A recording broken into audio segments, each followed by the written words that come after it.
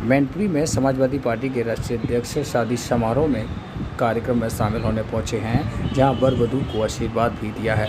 सपा के पूर्व जिला अध्यक्ष की बेटी की शादी समारोह में शामिल होने के लिए पहुंचे थे, जिसके बाद मीडिया कर्मियों से भी रूबरू होते हुए नजर आए। रूबरू होते हुए उन्होंने जमकर भारतीय जनता पार्टी पर निशाना साधा है। कहा है कि जातिवादी धर्म देखकर बुलडोजर चला रही है भाजपा। जहाँ पर 40 साल से 35 साल से रह रहे हैं, आप क्या मदद कर रहे हो गरीब की? ये सरकार गरीब के खिलाफ है, किसान के खिलाफ है। और नौजवान हमें बताएं कितनों को नौकरी और रोजगार मिल गया। यूनिफॉर्म पे आपका क्या मत है? समाजवादी पार्टी इसका विरोध करती है। आज जरूरत है कि आप जैसे लोग, आप नौजवान हैं, क्या है वेतन मिल रहा है आपको? एक मोबाइल ले लिया, उससे आप कम से कम थोड़ा बहुत खबर दे रहे हो, या हो सकता है किसी चैनल में आप काम कर रहे हो। क्या वेतन है आपका? कोविड के बहाने आपका वेतन कट गया। आपको इस महंगाई में क्या वेतन मिल रहा है? या नौजवान को क्या नौकरी मिल रही है, रोजगार मिल रहे हैं? सवाल ये है कि महंगाई पर कंट्रोल होगा कि नहीं होगा। और देश की 50% से ज़्यादा आबादी के, जो 50% आबादी है, जितना उनके पास धन दौलत नहीं होगी, उससे ज़्यादा कुछ लोगों पे धन दौलत पहुंच गई। ये सही है कि दुनिया में आपके उद्योगपति हो सकता है नंबर 1 पर पहुंच जाएं, लेकिन क्या देश की गरीबी हट जाएगी उससे? एक व्यक्ति के पैसे हो जाने पर क्या सबकी गरीबी हट जाएगी? तो सवाल ये है कि आज लोगों के पास उनके जीवन यापन के लिए, उनके जीवन को बेहतर बनाने के लिए, क्या उनकी जेब में पैसा है? अच्छा, एक बिजली समस्या, बिजली संकट एक बहुत बड़ी समस्या के तौर पे अभी प्रदेश में देखा जा रहा है। बिजली की समस्या का समाधान हो जाता समाजवादियों का बनाया हुआ बिजली का कारखाना मैनपुरी के बगल में और एटा से पहले लगा है।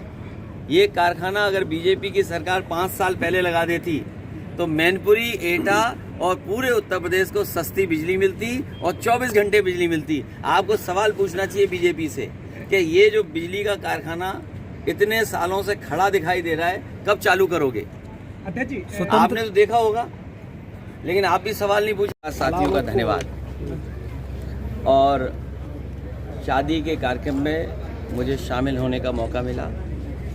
जब ऐसे कार्यक्रम में आते हैं तो कई परिचय यहाँ पर एक साथ हो जाते हैं। जहाँ परिवार से मिलने का मौका मिलता है, वहीं पार्टी से जुड़े हुए लोगों से भी एक परिचय होता है, मिलने का मौका मिलता है। जहाँ तक सवाल सरकार का है, सरकार गरीबों का और खासकर जात देख करके और धर्म देख करके बुलडोजर लेकर के घूम रही है। अगर सरकारी बुलडोजर ले लेगी और सरकार नियमों को नहीं मानेगी, अगर किसी का स्टे है उस पे भी बुलडोजर, अगर वोट नहीं दिया है तो उस पे बुलडोजर। और सरकार का जो काम होना चाहिए, जब मैं शादी में शामिल होने आया हूँ उसी समय खबर मिली है प्रयागराज में गोली चली है, हत्या हो गई है लोगों की। बांदा में फांसी लगा करके भारतीय जनता पार्टी की उनकी नेता ने फांसी लगा ली।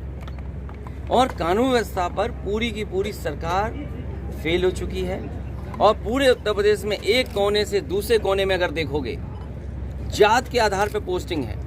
मुख्यमंत्री जी की खुद की जात के कौन कौन कहाँ बैठे हैं, मैं जानना चाहता हूँ कि कम से कम जनता ये जाने। और जनता ये जानना चाहती है कि बीजेपी के लोग जब जाति का आरोप लगाते थे, समाजवादी पार्टी पर या दूसरी पार्टियों पर जाति का आरोप लगाते थे, तो ये बताएं उत्तर प्रदेश के एक कोने से दूसरे कोने तक क्या मुख्यमंत्री जी के जाति के लोग नहीं बैठे?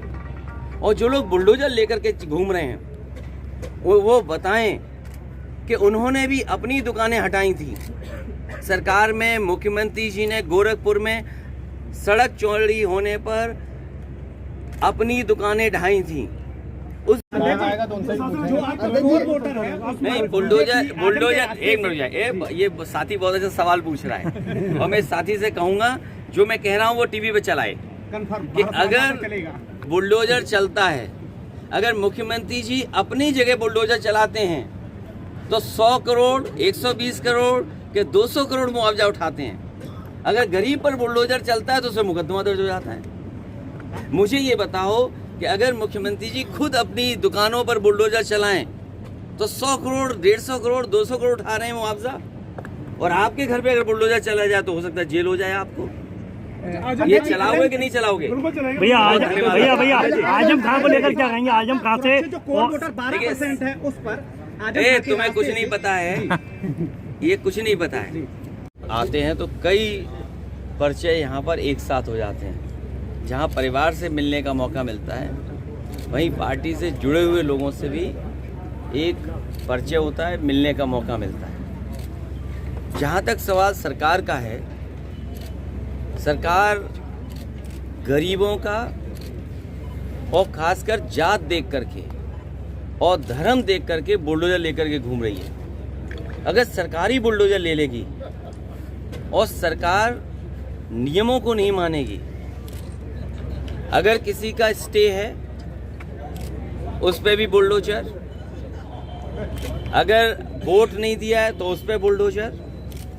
और सरकार का जो काम होना चाहिए, जब मैं शादी में शामिल होने आया हूँ उसी समय खबर मिली है प्रयागराज में गोली चली है, हत्या हो गई है लोगों की। बांदा में फांसी लगा करके भारतीय जनता पार्टी की उनकी नेता ने फांसी लगा ली, और कानून व्यवस्था पर पूरी की पूरी सरकार फेल हो चुकी है।